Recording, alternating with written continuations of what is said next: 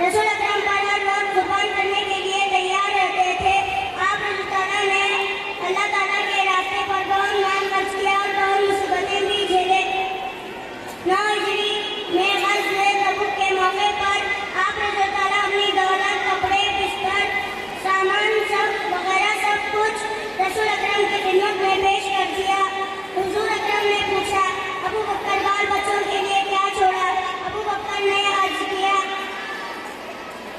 इसके लिए अल्लाह ताला और इसका रसूल सल्लल्लाहु अलैहि वसल्लम ही काफी है। आप रसूल ताला का इंतकाल 63 वर्ष की उम्र में हुआ।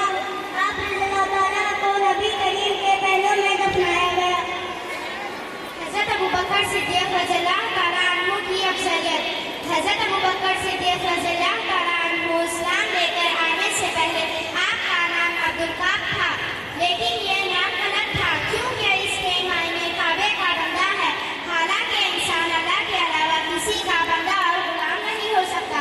इसलिए आप रज़ियल्लाहु तआला अन्हु ने इस्लाम कबूल किया तो हुजूर सल्लल्लाहु अलैहि वसल्लम ने आपका नाम अब्दुल्ला रख दिया। आप रज़ियल्लाहु तआला अन्हु की कुनियत अबू बकर और लक़ब सिद्दीक़ और अतीक़ है। आप रज़ियल्लाहु तआला अन्हु के वालिद का नाम अबू सहाफ़ा उस्मान है और वालिदा का नाम उम्मुल फज़ल सलमा है। आप रज़ियल्लाहु तआला अन्हु के कबीले का नाम बनु तमीम है जो कुरैश की एक शाख थी। आप रज़ियल्लाहु तआला अन्हु का सिलसिला नस्ल की एक छठी पुश्त में मिलता है। आप रज़ियल्लाहु तआला अन्हु को दुनिया ही में जन्नत की खुशखबरी दी गई थी तो कुरैश के लोग आप रज़ियल्लाहु तआला अन्हु को जान से खत्म करने की बात कर रहे थे तो हुजूर सल्लल्लाहु अलैहि वसल्लम और हज़रत अबू बकर सिद्दीक़ रज़ियल्लाहु तआला अन्हु ने गारे सूर में पनाह की थी। इसलिए आपका लक़ब यारे गार भी है। आपके रब ने मजबूत करना। हज़रत अबू बकर सिद्दीक़ रज़ियल्लाहु तआला अन्हु ने अपने दौरे खिलाफत में कई अहम इक़दामात के ज़रिए अरब को मजबूत किया। रसूलुल्लाह सल्लल्लाहु अलैहि वसल्लम के वफ़ात के बाद अरब मुल्कों में फितना फैल गया। कुछ लोगों ने ज़कात देने से इनकार कर दिया तो कुछ लोगों ने इस्लाम को छोड़कर कुफ्र इख्तियार किया और कुछ ने नया नबी होने का झूठा वादा किया। उस वक्त हज़रत अबू बकर सिद्दीक़ रज़ियल्लाहु तआला अन्हु ने खिलाफत संभाली और लोगों को मुखातिब होकर कहा, रसूलुल्लाह सल्लल्लाहु अलैहि वसल्लम ने ज़कात श्रीकांत, वो ज़कात ए श्रीकांत, अगर कोई एक रस्सी के बराबर की ज़कात नहीं देगा तो उसके खिलाफ मैं जंग करूंगा। और ये उनकी पहली जंग थी, जंग इंक़िलाब कहलाई। अबू बकर सिद्दीक़ रज़ियल्लाहु तआला अन्हु ने मजबूत ईमान और खिदमत से पूरे अरब में इस्लाम को फिर से मजबूत किया। हुज़ूर सल्लल्लाहु लोगों अलैहि वसल्लम के विसाल के बाद जिस बंदे ने अपने पैरों के नीचे पूरी उम्मत को संभाल लिया है उसका नाम भी हज़रत अबू बकर सिद्दीक़ रज़ियल्लाहु तआला अन्हु ही है। और लोगों कैमरा बनाते हाँ। उन्होंने संभाल लिया था। कोई ज़कात का मुद्दा पैदा हो रहा है, कोई खत्म नबूवत पे हमला कर रहा है। अबू बकर सिद्दीक़ रज़ियल्लाहु तआला अन्हु ने फरमाया, सारे लश्कर रवाना कर दो। जिसमें जहां हुजूर सल्लल्लाहु अलैहि वसल्लम ने फरमाया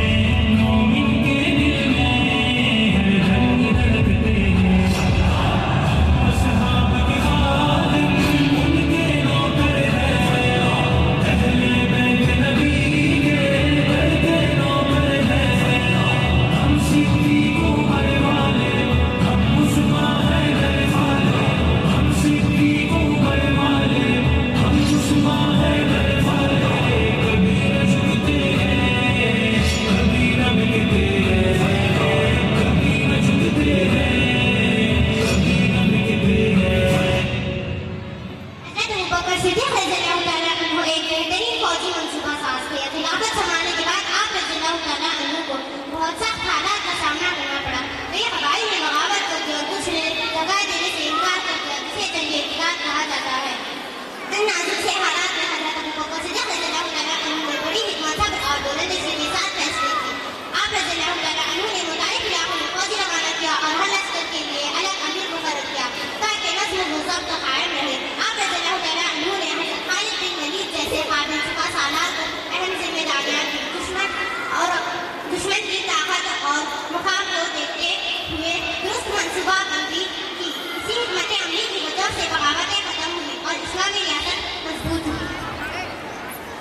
مسلمہ کذاب اور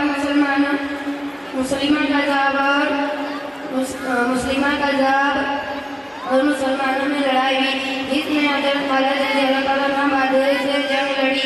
مسلمہ کذاب اور مسلمانوں میں لڑائی ہوئی جس میں حضرت خالد رضی اللہ تعالیٰ عنہ بہادری سے جنگ لڑی. مسلمہ کی فوج اور مسلمانوں میں لڑائی ہوئی. مسلمہ کذاب کی جنگ بھاگ گئے اور مسلمان بھی مارے گئے. حضرت ابوبکر رضی اللہ تعالیٰ عنہ نے اپنی خلافت کے ابتدائی دنوں میں سب سے اہم کام یہ کیا کہ آپ نے مسلمانوں لشکروں کو دوبارہ منظم کیا. آپ نے ہر سپاہی کی صلاحیت کو سمجھ کر انہیں ہر مختلف دوست میں تقسیم کیا. ہر دوست کے لیے ایک آپ نے باہمت اور تجربے کار سردار مقرر کیا تاکہ فوج بہترین طریقے سے کام کر سکے. آپ نے لشکر کو صاف ہدایت دی کہ اس مشکل وقت میں ہر جگہ پھیلے ہوئے فتنوں، بغاوت اور گمراہ کرنے والی تحریکیں کا جمع کرنا ضروری ہے. اس لیے آپ نے یہ دستہ پورے صنفوں میں بھیجے. کئی جگہ سے انکار کرنے والے قابل تھے، کہیں جھوٹے نبیوں کا فتنہ تھا اور کہیں مسلمان کمزور اور پریشان حالت میں تھے. جس علاقے میں بھی لشکر پہچانتے وہاں سب سے پہلے امن اور قیام کیا جاتا اور پھر لوگوں کو اسلام کی تعلیم دی جاتی اور بغاوتی لوگوں کو روک کر نظام سے سیدھا کیا جاتا. یہ لشکر دن رات لگاتار اپنی ذمہ داریاں نبھاتے رہے جس کا نتیجہ یہ نکلا کہ تھوڑے ہی عرصے میں پورے عرب دوبارہ مختلف مقام پر امن پسند ہو گیا.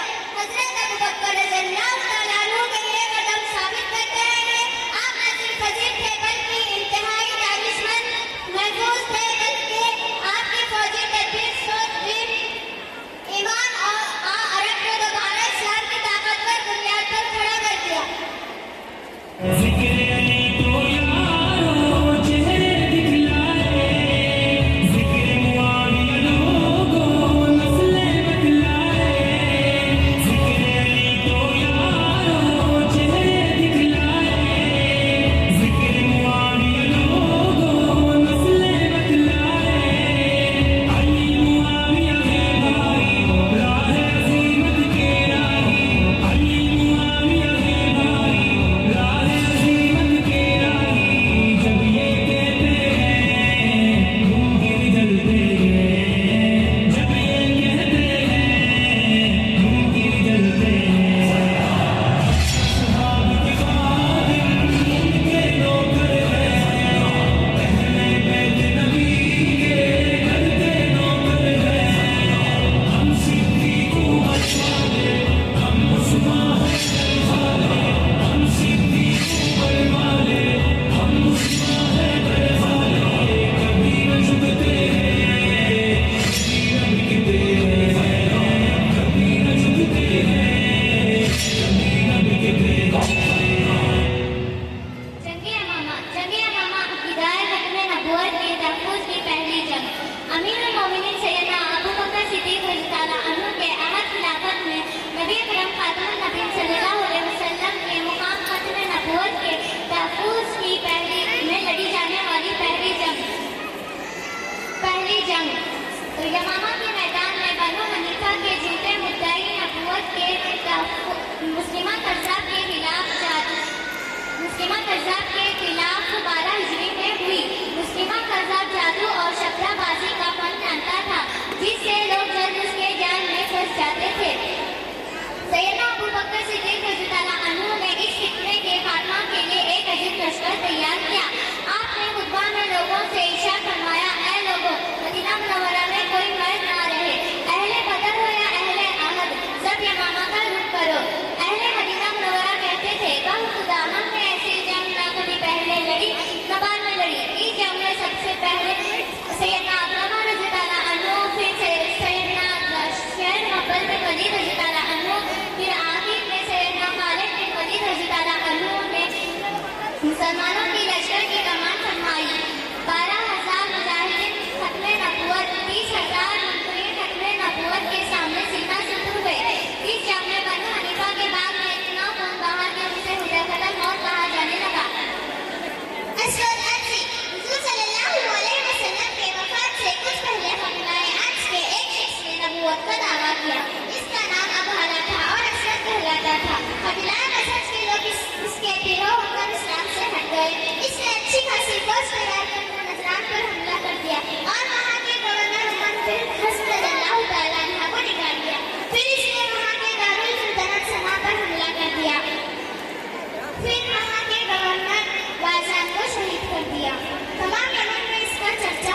लगा।